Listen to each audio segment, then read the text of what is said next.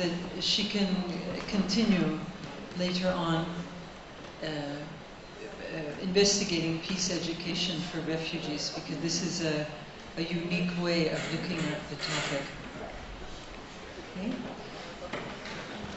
And now we're going to hear from Yasmeen, who's going to talk about integrating language with content in mainstream biology classrooms and look at the experience of English language learners.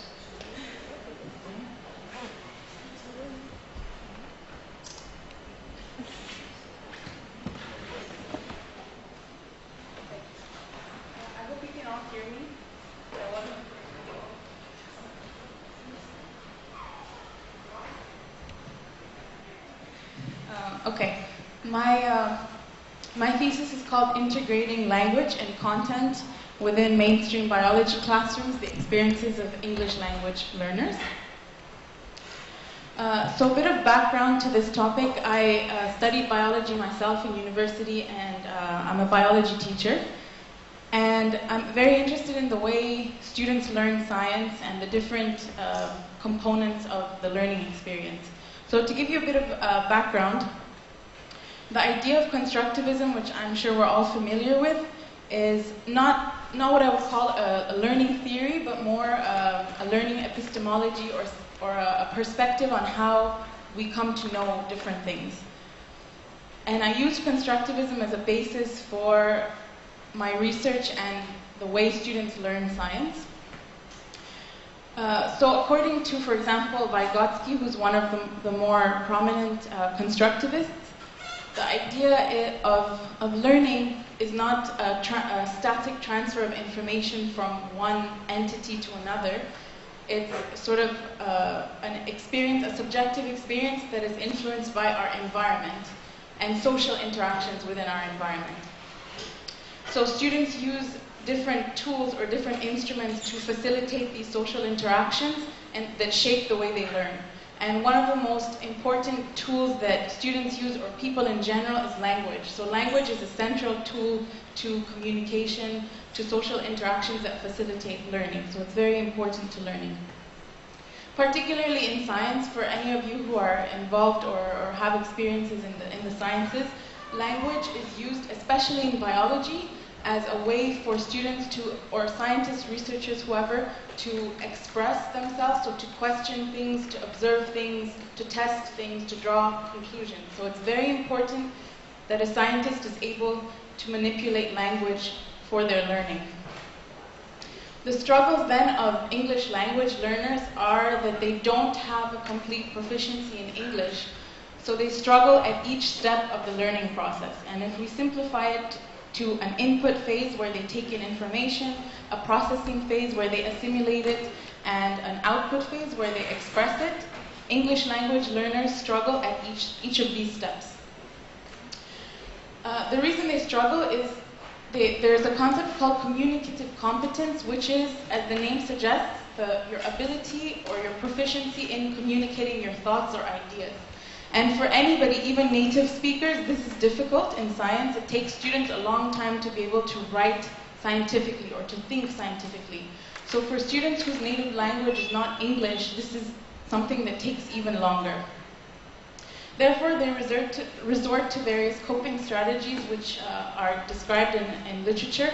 For example, something called message reduction, which is different ways students use to circumvent the fact that they can't find the right words or express themselves correctly, which leads to a reduction of the overall quality of the message. As I researched this, I found that there was a lot of literature on sociolinguistics and the importance of language in communication. There was also a lot of research on science education and different methodologies and pedagogies related to science, but there was not a lot of research on where these two things meet. And I think today we agree that with globalization, with international schools, most students, including ourselves, including myself, are not necessarily native English speakers.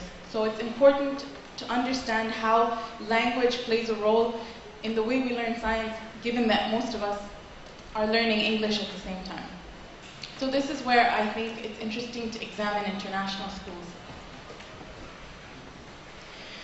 So my research question, the main research question is, how do ELLs, English language learners, experience the integration of language and content within mainstream science classes? If you look at most international schools, students are not native speakers of English, but they pursue international curriculum like the IB, the IGCSE, the AP. These are all curriculum that they're called international, but they're actually targeted at native English speakers. They don't make accommodations for students who are not fully proficient in English. Which aspects of their classroom experience do they find problematic, and which do they find conducive to learning based on language? And how do mainstream teachers experience the immersion of ELLs within their classes? So I tried as best I could to triangulate between what exists already, and then to take the student perspective and the teacher perspective as well. The methodology, so in terms of research methods, quantitative data we all know is used, is a deductive means used to establish causality or correlations numerically. And qualitative is inductive and used to explore phenomenon in their natural environment, which is what I wanted to do. I'm not concerned with generalizing to every student in the world. I'm interested in the experience of students of a particular type. So in this case, I'm interested in an accurate portrayal of the sample in question and how those particular individuals construct their reality. In this case, how English language learners construct their experience as students of science. So this is why I chose qualitative means.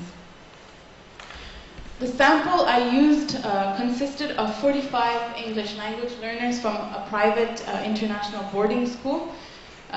It was purposive sampling because I wanted to study this particular group. Their age range was 14 to 19, and they came from countries all over the world: Africa, Eastern Europe, Asia, South America, Latin America, everywhere, even some Arab countries. So they all exhibit diverse linguistic and ethnic backgrounds, but what they have in common is that they're all boarding students, so they live at the school. They all have limited English proficiency, and they're all enrolled in mainstream courses that are designed or targeting native speakers. I also included 4 Anglophones, or 4 native speakers, biology teachers. 3 of them were from the UK and 1 was from the United States. And they have various teacher training and years of experience.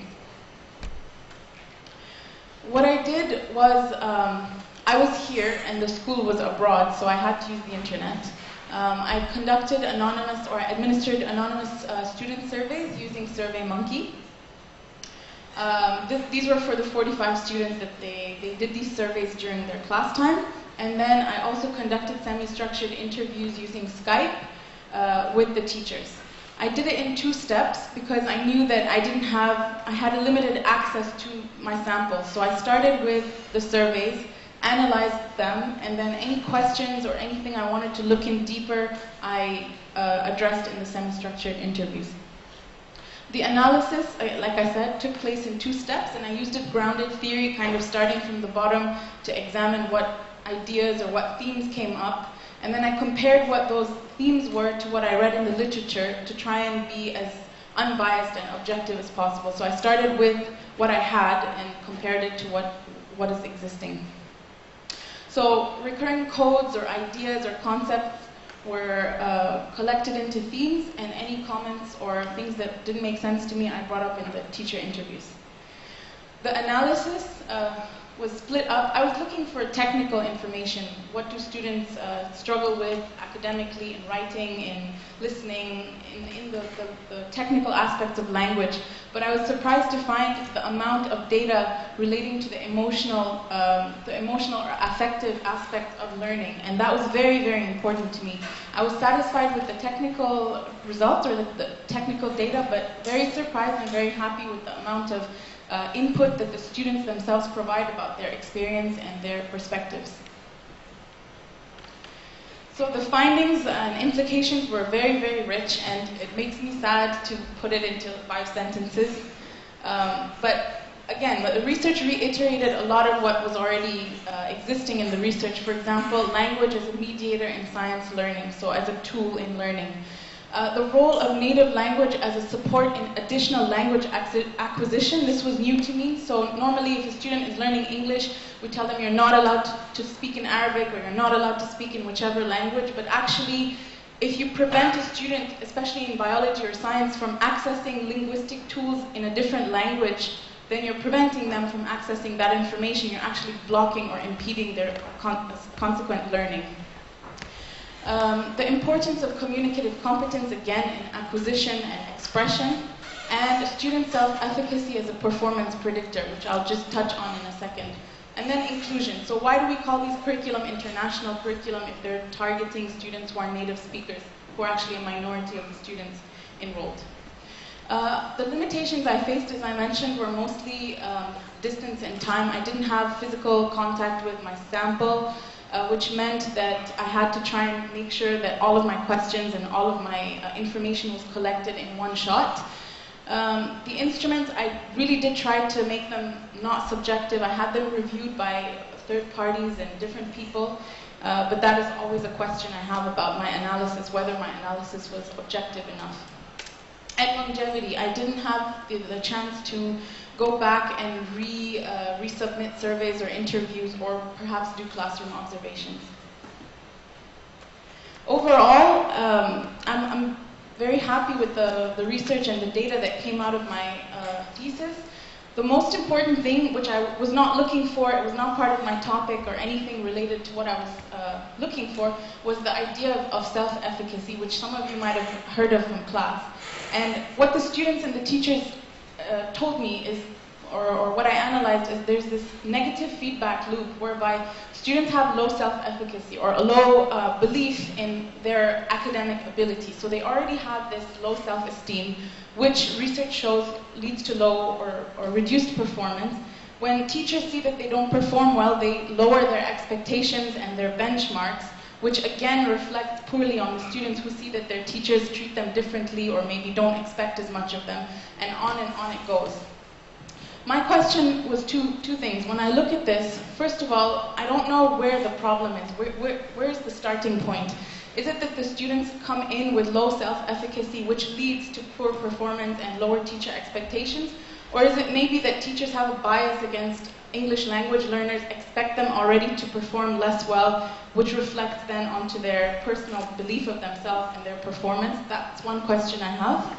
The second question I have is, if we replaced these negative pressures with positive ones, what kind of results would we get? If we had students who had high self-efficacy instead of low self-efficacy, wouldn't their performance increase and their teacher expectations also increase?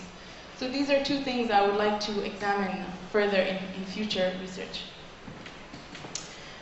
Just before I finish, I'd just like to thank everybody who helped make all of this possible. My family has not been with me at all for any part of my master's. They're not in the country, but they've supported me a lot by phone and by visits and this kind of thing, and I felt that they've been with me all the time.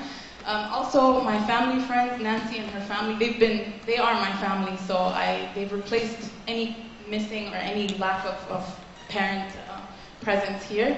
Also Dr. Jennifer, who is my supervisor, but also my first friend and the first person who I got close to when I moved here, and who's always been there for me and who's a really good listener for personal and academic affairs.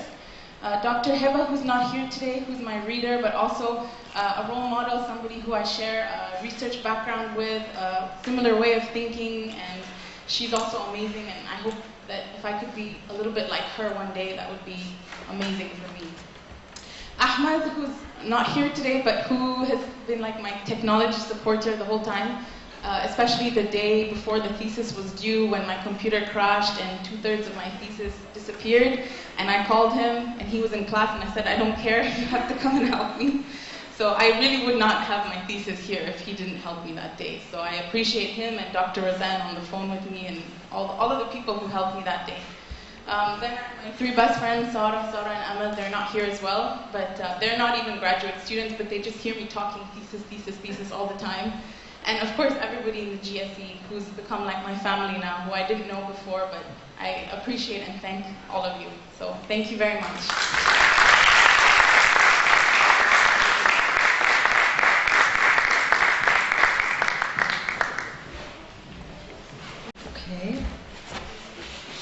Now, for the third presentation, we're going to have Mr. Diego Carbonero, and he's going to talk about language and thought in Egypt's schools today. Oh.